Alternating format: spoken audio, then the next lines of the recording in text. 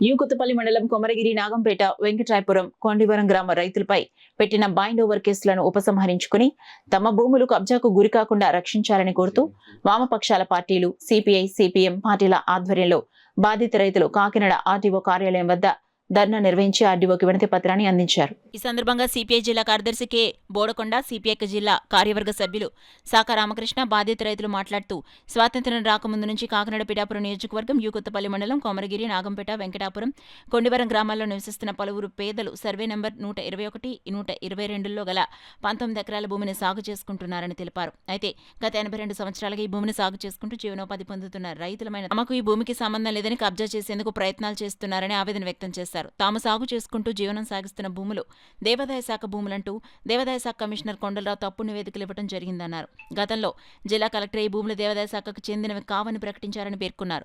తక్షణమే రాష్ట్ర ఉప ముఖ్యమంత్రి పవన్ కళ్యాణ్ రైతులపై పెట్టిన బైండ్ ఓవర్ కేసులను ఉపసంహరించుకోవాలని, తమ భూములు తమకే చెందేలా చర్యలు తీసుకుని న్యాయం చేయాలని కోరారు. లేకుంటే ఉద్యమాన్ని మరింత ఉధృతం చేస్తామని తెలిపారు. ఈ కార్యక్రమంలో ఆయా గ్రామాల బాధిత రైతులు తదితరులు పాల్గొన్నారు. వీళ్ళు సొంతంగా ఎప్పటి నుంచో వీళ్ళ తరతరాల నుంచి వాళ్ళ పిల్లలకి ఈ మూడు దస్తావేజులు ఇవి వాళ్ళ పిల్లలకి రాశారు, వాళ్ళ అబ్బాయిలకి రాశారు. అలాగా 3 దస్తావేజులు ఉండగా కూడా ఈ రోజున దీన్ని ఈ పొలాల్ని ఆఫ్ చేయడానికి ఏ హక్కుకి లేదు. అయితే స్టేటస్కో తెచ్చుకున్నారు.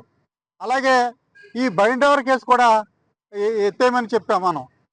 అలాగే ఆ పొలంలో దిగడానికి సర్వ హక్కులు ఉన్నాయి, వాళ్ళ సొంతం ఈ పొలం కాబట్టి ఊడ్చుకోవడానికి తప్పనిసరిగా ఈ అవకాశం ఇవ్వాల్సిందిగా ప్రభుత్వ అధికారులను కోరుతారు. పొలాలు పండించుకుంటానే వీళ్ళు జీవనోపాధి సాగిస్తా ఉన్నారు.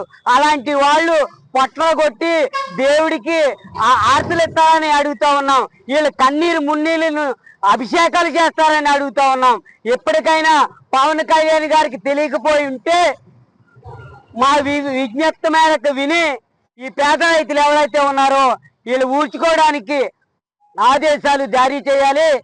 బైండ్ ఓవర్ కేసులు ఏవైతే ఉన్నాయో తక్షణమే ఎత్తివేయాలని మేము సిపిఐ పార్టీ తరఫున డిమాండ్ చేస్తా ఉన్నాం.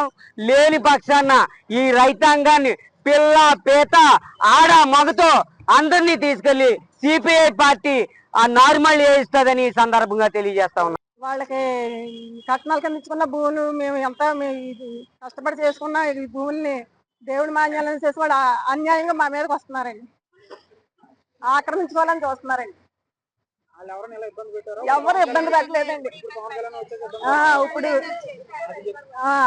ఇప్పుడండి ఇంత క్రితంలో ఎవరు ఏ ఎమ్మెల్యేలు కానీ ఏ ప్రభుత్వ అధికారులు కానీ మమ్మల్ని ఇంతలా ఇబ్బంది పెట్టలేదండి.